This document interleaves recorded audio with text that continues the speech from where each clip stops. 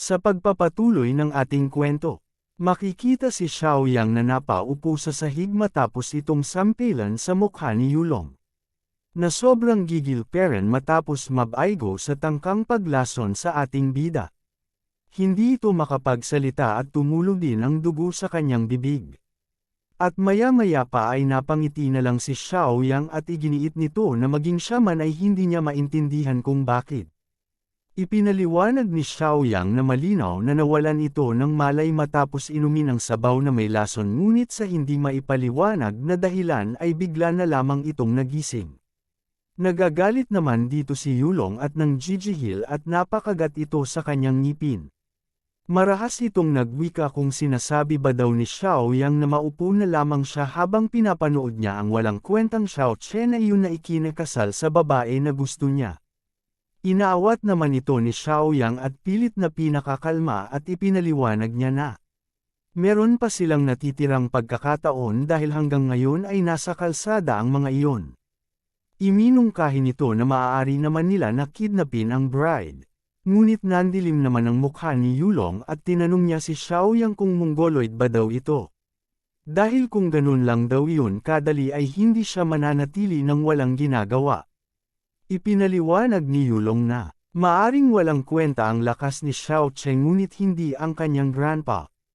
Habang naaalala nito ang figure ng matanda ay sinabi nito na si Xiaolin na lolo ni Xiaoche ay isang 10th layer spirit mystic cultivator. Nagulat naman dito si Xiaoyang at sinabi nito na walang kinakatakutan ang grandpa ni Xiaoche dito sa syudad. At dahil sa walang magawa, si Yulong ay tila magwawala. Kanyang sinusuntok ang isang posteng hindi nagsasalita. At kanyang iwinika, dahil umano sa walang hiyang matanda. Kaya kay Xiaoche ay bigo sila. Natigilan naman dito si Xiaoyang ng bahagya. At nagsalita. Tinawag niya itong brother at pinayuhan na hindi nito kailangan na manlungo dahil kung titingnan sa ibang anggolo. Si Zia Qingyu ay may nakakasilaw na kagadahan dito sa buong bayan. Dagdag pa ni Xiaoyang na kahit makasal ang dalawa, sa estado ni Xiaoche ay hindi nangangahulugan na maaari na nitong hawakan si Qingyu. Lumuhad pa ito sa nakapamewang na si Yulong at ipinaliwanag na sa buong Floating Cloud City ay walang ibang karapat-dapat kay Qingyu kundi siya na si Yulong, isang malakas at matalino. Kaya ngumiti dito si Yulong at tila nabuhayan ng loob. Kaya sinabihan na niya ito na ihinto na ang pambabula sa kanya at umalis. Hindi pa dito natapos si Xiaoyang at ipinaliwanag muli na sakaling may kasal na si Qingyu kay Xiaoche ay magiging dahilan lang iyon ng paglalapit ninyo sa isa't isa. At dahil doon ay magkakaroon kayo ni Qingyu ng mas maraming oras. Dagdag pa nito na sa taglay na lakas at charisma ni Yulong ay walang binatbat dito si Xiaoche, kung kaya ang asawa ni Xiaoche ay natural na maituturing na rin ni Yulong na kanyang asawa. Napahawak naman si Yulong sa kanyang baba na may ngiti sa mukha. At sinabi nito na mukhang mag-ada rin naman ang naisip ni Xiaoyang at mas mainam din siguro na si Xiaoche ay hindi namatay. Lumipat ang tagpo sa lugar, kung saan maraming tao ang nag-aabang. At si Xiaoche ay nakangiti at patuloy peren sa paglalakbay. At habang nakalatag ang red carpet ang mga tao ay nag-uusap sa gilid. Ayon pa sa kanila, na ang Xiao sect ay napakayaman gayong ang carpet na inilatag ay 10 na milya ang haba. Ngunit ang iba na nasa itaas ng cabin ay tila nangungutya at tinatawanan ang ating bida at tinatanong kung si Xiaoche na ba ang dumadating. At nang dumating na nga si Xiaoche ay lalo pa na dumami ang tao na sumalubong at nang makita ng mga yaon ang sinasakyan ni Xiaoche ay sinabi nila na sobrang low-key ni Xiaoche dahil nakasakay lang ito sa isang donkey. At, habang ang ilan ay nagtatawanan dahil bumagay daw kay Xiaoche ang pagiging isang cripple. At napalingon na nga lang dito si Xiaoche. At bahagyang ngumiti, sarkastiko niyang sinabi sa mga kumukutya sa kanya na nag-thumbs up pa at nagsabing, ang pinakamagandang babae sa bayan ayon mapapasa akin kahit isang donkey ang sinasakyan ko. At kayo, magagawa ninyo ba iyon? At makikita na nagalit ang tatlong ito, na sumigaw sa galit ang isa at sinabing, Wala ka paring silbi Xiao Che dahil ni hindi ka makapag-cultivate.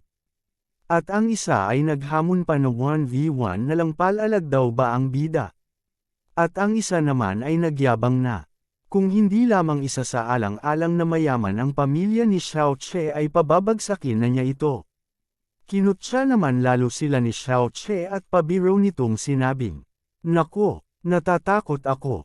At lalo pang nakaisip ng gagawin si Xiao Che at tinawag si Guo Si at Erdan at sinabi na may mga tao na gustong labanan siya. Kaya, galit na hinarap sila ni Guo Si at sinabing sinong nangangahas na magbuhat ng kamay sa Young Master. At si Erdan naman ay umuosok ang ilong at tinanong sila kung sino daw ba ang gustong mauna. At makikita ang mukha ng lalaki sa butas ng bibig nito at maya-maya pa. Sabay na binugahan nila ang mga ito ng kanilang mabahong hininga. Habang ang mga ito ay sumisigaw at minumura ang mga ito. At nang matapos na sila, ay sinabi ng isa na, mahapdi daw ang kanyang mata at ang isa ay pinatitigil na sila at tinawag pa itong mga dakilang bayani. Habang si Guo Si at Erdan ay matikas na nakatayo sa harapan nila. At habang si Xiao Che ay sumisipol at tinitingnan lamang sila at napasabi siya na, nabuhay na ako ng 2 beses kung kaya sa tingin ba ng mga ito ay hindi ko magagawang asikasuhin ang ganitong sitwasyon.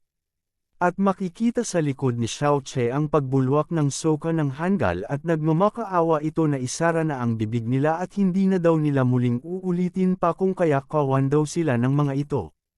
At habang nagpapatuloy, makikita ang mga kawal na nakapila at sa bandang gitna patungong pasukan ay may nakatayo na nilalang. Sinimula ni Xiao Che na bumaba sa kanyang sinasakyan.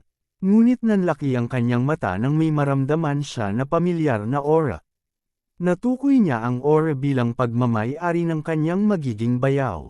Bigla, isang malaki at matabang lalaki ang sumalpot sa harapan ni Xiao Che at agad itong niyakap na nagliliwanag ang mga mata at may masayang ngiti. At masaya nitong tinawag ang ating bida na bayaw. Wika pa nito, sa wakas daw ay matutupad na ang kanilang pagiging tunay na magbayaw. Hindi naman may pinta ang mukha ni Xiao Che at hiniling na tumigil siya. Ngunit hindi naman nagpapihil dito ang nilalang at niyakap niya si Xiao Che ng buong higpit at tinawag pa niya itong bear hug at wala na nga lang nagawa dito ang bida at hindi na rin nakapagsalita. At makikita na tumulo na lang ang laway ni Xiao Che habang nakasalampak peren ang mukha nito sa dibdib ng nilalang. Ito ay si Zia Yuan 15 taong gulang. At sinabi dito ni Xiao Che na magdahan-dahan kung ayaw nito na maging byuda agad ang kanyang sister.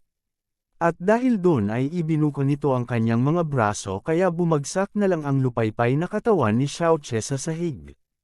Pagkatapos ay nakangiting humingi ng paumanhin si Yuan ba sa ating bida dahil masyado lamang daw siyang na-excite. Pinunasan ni Xiao Che ang kanyang laway at pinayuhan na maghinay-hinay sa susunod dahil hindi kayang matagalan ng kanyang mahinang katawan ang lakas nito. Bigla naman na may napansin si Xiao Che. At sinabi kay Yuan ba na, muli na naman itong tumangkad. Ngunit sinabi naman ni Yuan ba na parang bagong usbong na gisante sa liit si Xiao Che. Sumagot naman dito ang ating bida na, hindi umano maganda ang ganito. Na sobrang tangkad ni Yuan ba kahit siya ay 15 pa lamang. Di kalayuan naman banda sa tarangkahan. Sa nagkukumpulan na babaeng lingkod. Malakas ang mga tinig ng mga marites at si Xiao Che ang topic. Tinatanong nila kung bakit naparito siya na sakay ng isang mola. Ayon pa sa kanila, nabuhay daw ito ng duwag sa titulo ng pagiging isang young master. Narinig naman ito ni Yuan ba? Kaya, nagalit ito at napakagat sa kanyang mga ngipin. Ninas ito at sinabihan sila na wag silang magsalita ng masama sa kanyang brother-in-law. Pinigilan naman siya ni Xiao Che at iniharang ang kamay sa dibdib ni Yuan ba. At sinabing, wala naman dapat na ipag-alala kaya hayaan na lamang daw sila. Isang tinig naman ang nagpainto sa kanila ng pasigaw ito na nagtanong kung nasaan ba daw ang kanilang mga respeto. Na agad na nakilala ng mga nasa lugar kaya agad nilang isinigaw ang salitang, "My Lord." Ito ay si Zia Hongyi ang ama ni Zia Qingyu. Si Xiao Che naman ay agad na yumuko upang magbigay ng paggalang.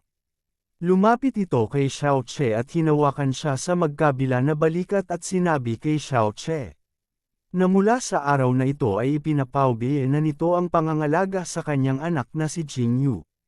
Dagdag pa nito na kahit si Xiao Che ay hindi talentado, ngunit dahil sa ang ama nito na si Xiao Ying ay para na niyang kapatid at isang tunay na bayani. Naantig naman ang damdamin ni Xiao Che dahil sa kanyang mga narinig. Kaya tinawag niya ito na father-in-law. At hindi pa niya natatapos ang sasabihin ay nagsalita ulit ang ama ni Qingyu at sinabi kay Xiao Che na alagaan nitong mabuti ang kanyang anak. At tungkol sa mga bali-balita ay huwag mo silang intindihin habang tumingin ito sa mga marites. At hindi na napigilan pa ni Xiao Che ang kanyang sarili kaya muli nitong tinawag ang kanyang father-in-law at lakas loob na sinabing, maaring sa ngayon ay turing nila sa akin ay walang silbi. Ngunit ako na isang dragon na nakatago sa kailaliman ng dagat ay madyay gising balang araw. Dagdag pa ni Xiao Che na, kapag dumating ang araw na iyon ay papatunayan ko na mali silang lahat ng paghasga sa akin. Hanggang dito na lang muna mga idol, pero kung gusto mo na masubaybayan ang kwento ay i-open mo lang ang notification bell mo pagkatapos mo na mag-subscribe. Kita-kits sa susunod mga lods, bye!